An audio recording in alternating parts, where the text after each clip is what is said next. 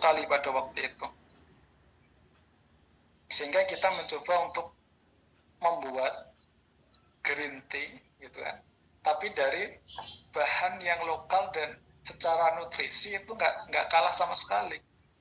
Nah, kemarin kita memanfaatkan sebagai contoh adalah daun kelor, sehingga susu, yogurt, kemudian minuman-minuman yang lain itu kita ganti dari yang seharusnya dia dikasih green tea yang harganya sangat mahal itu, kemudian kita tambah daun kelor, dan itu luar biasa. Untuk rasanya saya kira nggak terlalu berbeda, jadi memang ada bedanya, cuma dari sisi warna oke, kita bisa mendekati, dari sisi rasa nggak terlalu berbeda, dan dari sisi nutrisi saya kira teman-teman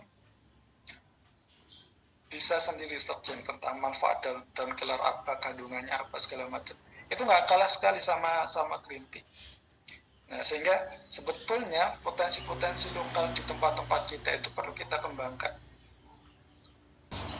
Apa itu mahasiswa, apa itu tugas mahasiswa, apa itu peran mahasiswa. Teman. Sebetulnya menurut teman-teman, ya, tujuan pendidikan yang pertama adalah memperoleh keahlian. Tujuan pendidikan itu untuk memperoleh keahlian. Sehingga kita menjadi mahasiswa pertanian, terutama THP ini, harapannya adalah pencegahan makanan yang nggak beres gitu kan, ya, kayak apa namanya, ya makanan-makanan yang bisa beracun seperti itulah. Kemudian memperbaiki gizi masyarakat dan sebagainya, sehingga kita terampil di situ, kita punya kemampuan di situ. Itu tujuan pertama. Yang kedua adalah supaya mempunyai akhlak yang mulia ini. Jadi percuma mahasiswa itu kalau berilmu dan dia kompeten di bidangnya, tapi akhlaknya itu nggak ada akhlak gitu. Nah, untuk mendapatkan tujuan ini maupun tujuan yang lainnya, sarananya adalah Tridharma perguruan tinggi. Itulah lingkup pendidikan kita, ya, di mana dalam Tridharma perguruan tinggi ini kita selaku mahasiswa tidak hanya mengenyam pendidikan saja. Kalau pendidikan kan sesuai dengan SD pun melaksanakan pendidikan, SMP, SMA juga melaksanakan pendidikan. Nah, saya membaca ini dari buku Habit, teman-teman bisa lihat. Nah, di sini dikatakan, jadi habit itu adalah pembantu. Kenapa pembantu? Karena aktivitas manusia sehari-harinya itu dikatakan di sini tidak akan mungkin sehari-hari kita itu sebetulnya adalah tentang kebiasaan-kebiasaan yang selalu kita lakukan. Entah bangun tidurnya, entah mandinya, gitu kan? Entah aktivitasnya. Kehidupan kita sehari-hari itu biasanya adalah nggak lepas dari kebiasaan-kebiasaan itu. Sehingga kita itu sebetulnya sudah terprogram dengan yang namanya habit. Nah, tinggal habit itu ternyata bisa menguntungkan kita, atau bahasa di sini itu menghancurkan kita. Kalau kita lihat di sini, ternyata kebiasaan. Nah, kita kan lagi bahas kebiasaan ya. Nah, kebiasaan ini ketika dia dilakukan terus-menerus akan menjadi sebuah kepribadian. Makanya ada orang itu kepribadiannya, wah nggak asik banget sih gitu kan. Ada orang yang kepribadiannya wah kalem gitu. Itu karena kebiasaan-kebiasaan yang dilakukan terus-menerus setiap harinya. Sehingga diperoleh kepribadian si A itu seperti ini, si B itu seperti ini. Nah, tapi untuk mencapai kebiasaan, yang paling pertama itu ternyata tentang informasi yang masuk ke dalam benak kita, ke dalam pemikiran kita, keyakinan kita. Informasi ini macam-macam. Pertama saya sebutkan lingkungan, ya. Yang kedua adalah teman-teman kita. Kemudian media-media sosial yang kita follow, yang masuk di beranda-beranda IG kita, YouTube kita. apalagi media sosial kita, semuanya itu adalah sumber informasi bagi kita, sehingga itu nanti akan mempengaruhi pemikiran kita. Nah, aku lebih takut pada orang yang melatih hati jurus dengan seterusnya. Nah, perhatikan teman-teman, walaupun kita menjadi mahasiswa TP, tapi kita itu juga tidak akan bisa mampu untuk menguasai seluruh mata kuliah yang kita dapati. Ya, ada ceritanya, ya, walaupun nilainya A semua itu ya, karena saya punya itu referensi nilainya A semua itu. Tapi ini bukan berarti untuk mendiskreditkan mereka. A itu baik sekali, tapi kenyataannya memang mereka tidak bisa mampu untuk menguasai semua bidang ilmu itu. Tetap mereka tuh milih, jurusannya itu saya bidangnya gizi, saya bidangnya tentang fisiologi pasca panen, saya bidangnya tentang bab organoleptik dan sebagainya. Sehingga pilihlah salah satu yang menurut kalian itu adalah passion kalian, dan latih terus sehingga kalian bisa menjadi seorang yang profesional. Nah, sekedar tahu itu tidak ada gunanya, menetapkan yang Anda tahu adalah segalanya. Nah, new normal, new skill, ini cocok untuk masa pandemi, dan ini yang kemarin saya sampaikan juga di kegiatan-kegiatan di BEM itu. Kita itu mau jadi seperti apa selepas pandemi ini. Ada orang di pandemi ini, di new normal ini, ya, kemudian ada istilah karantina dan segala macam, dia menghabiskan waktunya untuk banyak membaca buku, dia menghabiskan waktunya untuk mencari pengalaman. Tapi ada juga orang itu yang kerjanya cuma rebahan. Makanya rebahan biar hidupmu nggak ambiar. Kalah teman-teman kita itu lagi berlari, masa kita masih rebahan? Mau kemanakan nanti masa depan pangan di Indonesia itu? Ya, ini ada amalan yang insya-Allah silakan buat teman-teman yang muslim bisa untuk dihafalkan di screenshot, mungkin boleh ya. Karena memang contohnya adalah tugas pemain bola itu apa? Tugas pemain bola adalah bermain, bukan menang. Karena kenyataannya ketika bermain, mereka itu mengalami yang namanya kemenangan atau seri atau kekalahan. Sehingga memang tujuan kita adalah untuk berikhtiar. Mungkin itu. Dan menjadi anggota FPPI yang beriman, serta bagaimana cara menjadi mahasiswa yang solid. Acara selanjutnya adalah sesi tanya jawab. Saya buka 2 termin, 1 termin untuk 2 terminnya. Silahkan bagi teman-teman mahasiswa yang ingin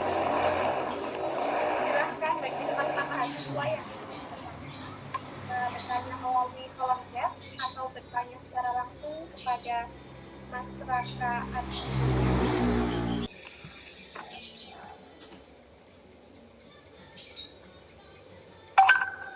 Oke, ini sudah ada pertanyaan pertama yang masuk dari Bella Farhana Sasanira. Mohon maaf mau bertanya, bagi kami yang mungkin masih awam dalam organisasi, kira-kira apa hal yang pertama harus kami siapkan ketika bergabung dalam organisasi? Mungkin sikap yang harus seperti apa atau bagaimana? Oke, kesiapan kita. Kenapa kesiapan kita? Karena di organisasi, ketika kita memutuskan untuk masuk organisasi, sebetulnya kita sedang mengambil resiko yang sangat besar sekali.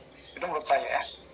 Apa resikonya? 1, tenaga kalian akan terbagi, yang tadinya cuma rebahan katakanlah ya, atau fokusnya cuma pengen kuliah aja, cuma dapat nilai A. Tapi karena ikut organisasi, tenaga kalian terbagikan di organisasi. Yang kedua, dikira sama, ketika organisasi pengen membuat ini, teman-teman panitia membuat tema itu, mereka mikirnya nggak mungkin cuma sehari 2 hari, pasti mereka dapat referensi dari berbagai macam, dan itu berhari-hari,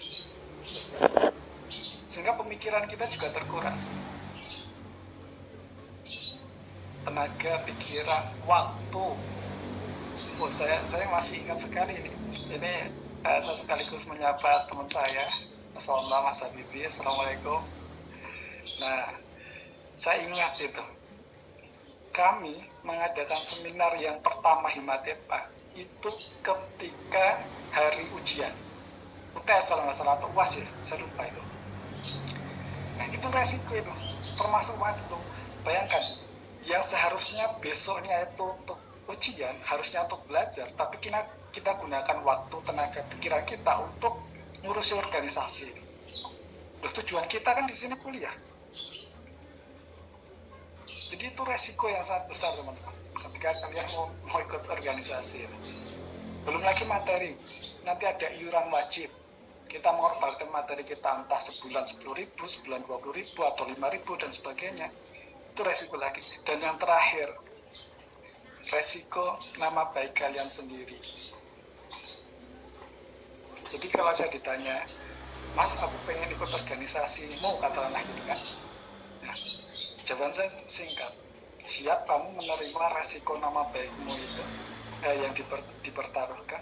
Karena saya nggak heran kalau ada orang ya, atau kita, termasuk saya sendiri, aktif di awal-awal itu hal yang sangat wajar. Aktif di awal-awal adalah hal yang sangat wajar. Tapi bagaimana kita bisa konsisten atau istiqomah gitu. Di pertengahan ada masalah, nyerah. Karena banyak sekali dari kita ketika ingin masuk organisasi, alasannya apa? Cari pengalaman. Benar ya? Tapi kita lupa yang namanya pengalaman itu nggak hanya hal yang baik saja, yang positif saja. Tentang syarat menjadi pemimpin yang adil. Mohon maaf, itu jawabannya gitu kan. Jadi tadi apa pertanyaannya? Pemimpin syarat utama gitu kan, apa hal utama harus dimiliki sama pemimpin? Satu, adil. Nah, silakan kalian definisikan adil itu seperti apa. Adil itu bukan masalah sama rata. Saya ingat pelajarannya SMP. Saya dikasih, karena waktu itu saya diamanai sebagai ketua kelas sama teman-teman saya, dan saya nggak tahu kenapa guru saya itu menunjuk ketua kelasnya siapa. Saya Pak gitu. Guru saya bilang, saya kasih kamu permen 1 bungkus. Jadi masih utuh 1 bungkus. Silahkan bagi ke teman-teman kalian yang adil. Teman-teman kamu yang adil. Nah, saya tanpa berpikir panjang, ya saya bagi rata. Jumlah teman saya itu 30. Udah, isinya saya lupa itu. Sehingga sisa beberapa permen yang saya bingung, ini mau saya kasih kemana ya? Gitu. Nah, ternyata jawabannya adalah adil itu bukan masalah sama rata. Tapi adil itu adalah masalah seni moco kahanan. Adil adalah seni moco kahanan. Apa sih bahasa Jawa, bahasa Indonesia-nya? Membaca keadaan gitu loh. Nah, jadi gini, katakanlah kamu punya permen 5, kamu punya anggota 3. Bisa jadi 5 permen itu kamu kasih hanya untuk 1 orang. Alasannya apa, Mas? Karena bisa jadi 1 orang dari anggotamu itu belum pernah merasakan permen seumur hidupnya. Tapi yang kedua, dia mampu untuk membeli permen sepuasnya. Paham maksud saya? Paham ya? Sekali jawaban dari masyarakat, semoga apa yang disampaikan masyarakat bisa menjadi motivasi bagi teman-teman mahasiswa, terutama mahasiswa baru tahun 2020 untuk bersemangat mengikuti organisasi. Terima kasih banyak Mas Kakak. Oke, acara selanjutnya adalah penyampaian materi narasumber yang kedua, Mas Habibie SPP. Namun sebelum beliau menyampaikan materinya, izinkan saya untuk membacakan CV beliau terlebih dahulu. Beliau adalah BPR HMPPI Regional ketiga tahun 2015 sampai 2017. Kemudian beliau adalah koordinator HMPPI pada tahun 2016 sampai 2017 dan ketua himpunan IMATEPA periode tahun 2018-2019. Kepada Mas Habibie SPP, waktu dan tempat kami persilakan. HMPP ini sendiri nanti awalnya kalian masuk ke perjuangan, kemudian nanti kalian akan berkontribusi masuk ke BPR. Jadi ada badan pengurus regional ketiga. BPR regional ketiga ini sendiri, kepengurusannya sendiri pun di BPR ketiga nanti lebih rinci lagi. Jadi kalian akan bekerja sama dengan teman-teman dari badan pengurus regional 3. Sorry, ada jualan es di bawah. Jadi untuk selanjutnya ini Nah, ada yang hal menyinggung tentang nasional. Nanti pada saat kalian udah diyakinkan dalam Badan Pengurus Regional 3, maka kalian nanti bakal masuk ke ruang lingkup nasional. Tapi ini tetap seleksi ya. Dan ini di luar ranahnya Mercu Buana. Jadi nanti gimana caranya, kalian akan kita kirim, kita seleksi dan sebagainya. Seleksinya dari HMPPI Pusat. Setelah lolos, maka masuklah ke dalam Badan Pengurus Nasional. Kemudian ada lagi hal selanjutnya, eksternalnya yaitu Himatepa. Nah, Himatepa inilah sendiri merupakan himanya dari anak teknologi pangan. Sebenarnya dari hima ini sendiri tergantung dari kita ya. Kalau memang dirasa ingin minat dalam berorganisasi di hima, silahkan. Tetapi jika tidak juga tidak jadi masalah. Kenapa? Karena dalam himpunan, dalam sebuah organisasi tidak ada yang namanya keterpaksaan. Masyarakat tadi mungkin udah menjelaskan ya perihal terkait ada beberapa misalnya kayak awal mula datang terus tiba-tiba di tengah-tengah nih anget dingin tiba-tiba gitu kan. Jadi kayak tiba hilang aja tanpa pengetahuan masalah gitu kan. Padahal mereka tetap masuk ke dalam SK-nya 5 dan itu menjadi tekanan sendiri bagi ketua himpunannya. Nah, kemudian selanjutnya kenapa di sini ada slide mengenai mahasiswa IPK organisasi? Karena jujur awal saya masuk ke dalam Mercu Buana, yang saya pikirkan adalah IPK. Saya nggak akan pernah berpikir organisasi. Lah, wong sejak awal saya masuk ke sini pengen ngurusin kuliah kan, ya nggak? Pasti kalian tuh bakal mikir, udah lah ngapain ngurusin organisasi? Mending IPK dong gitu kan, buat kerja gitu kan, buat kerja. Terus IPK penting, IPK penting. Karena nggak mungkin IPK nggak penting. Jadi maksud saya adalah pada saat kalian memiliki IPK, kalian cara merealisasikannya seperti apa nih? Misal, for example aja untuk seandainya IPK ini sendiri, kalian punya pelajaran kalau nggak salah Ibu Samaroh ya, tentang pelajaran tebu kalau nggak salah. Saya lupa. Itu Bu Dwi atau Bu Samaroh, mohon maaf kalau salah. Jadi, nah kan ada TP tebu tuh kalau nggak salah. Nah kan itu bisa jadi salah satu untuk kalian sukses. Gimana caranya sukses? Organisasi itu gunain. Gimana cara gunain organisasi? Ambil nama organisasi, Himatepa contohnya. Dalam organisasi itu ada program kerja. Dalam program kerja ini sendiri, kalian masukin nih, bilang kita mau coba dong dalam organisasi Himatepa ini sendiri, pengen ada program kerja misalnya studi banding. Apa sih mas manfaat organisasi? Banyak. Manajemen organisasi, time management, terus kemampuan kalian berpikir kritis, itu merupakan salah satu hal yang paling mendasar pada saat kalian masuk ke dunia kerja. Jujur, pada saat saya masuk ke dunia kerja, sharing sedikit, awal saya masuk dunia kerja itu saya sebagai quality control. Jadi quality control field itu di quality control lapangan, itu saya masuk dan ditanya pasti pertama itu pelajaran IPK, IP yang menyangkut tentang mata kuliah yang relevan. Contoh, HACCP, mikro, terus kimia pangan, terus EP sayur buah, terus pangan lokal dan sebagainya, itu ditanya tuh. Nah, kemudian ada hal yang lain yang mereka tanya, kalian kamu masuknya organisasi apa gitu katanya. Terus program kerja yang udah kamu laksanain, kemampuan yang kamu bisa apa gitu, ada kemampuan leadership enggak sih gitu. Nah, hal yang menjadi dasar itu. Kemudian yang benar-benar saya pengen kuatkan di sini adalah kenapa IPK sebanding dengan organisasi. Pada saat saya keluar dari perusahaan yang lama QC, kemudian saya alhamdulillah menjabat sebagai QA sekarang, QA sertifikasi. Nah, pada saat QA sertifikasi ini saya tanya sama atasan saya, maaf Bu, kenapa saya kemarin diterima ya dalam pekerjaan? Karena jujur ada 18 pencari kerja dan itu yang diterima hanya saya kan. Terus dia bilang, IPK kamu bagus Bi, relevan untuk standarnya. Tapi ada yang lebih bagus, organisasi kamu bagus, leadership kamu masuk katanya gitu. Iya benar, semua benar sebenarnya, nggak ada yang salah. Tapi di sini mungkin berdasarkan pemikiran saya saja bahwa IPK dan organisasi suatu kesatuan.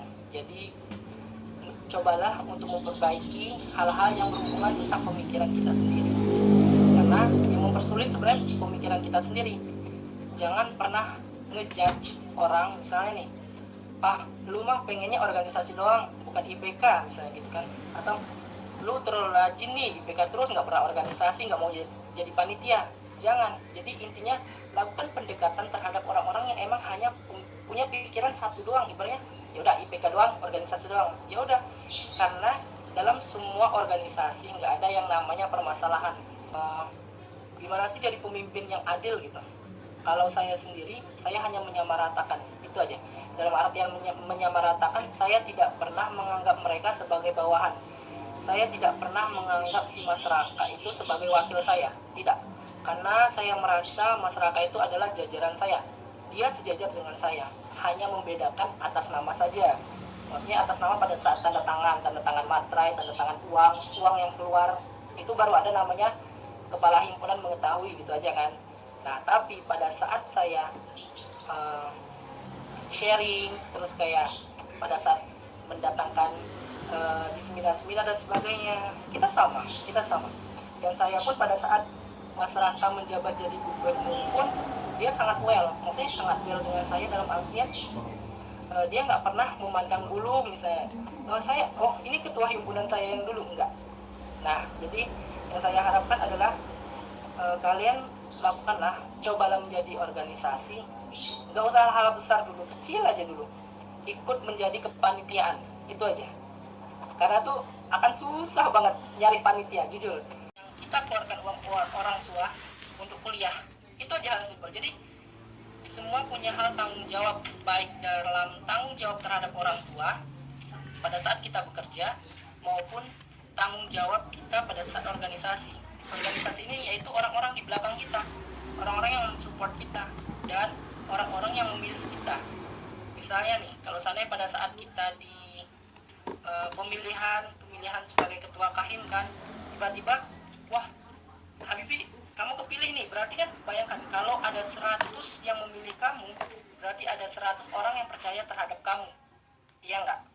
Nah, harusnya kan kamu mikir, maksudnya kita harus mikir sendiri, ibaratnya 100 orang kita buang hanya demi ego kita sendiri, nggak mungkin kan. Jadi kayak kita tuh terlalu munafik banget kalau seandainya ngebuang 100 orang ini tuh orang-orang penting. Ibaratnya pada saat kita capek nanti di organisasi, pasti ayo lu bisa gitu, lu mampu gitu kan.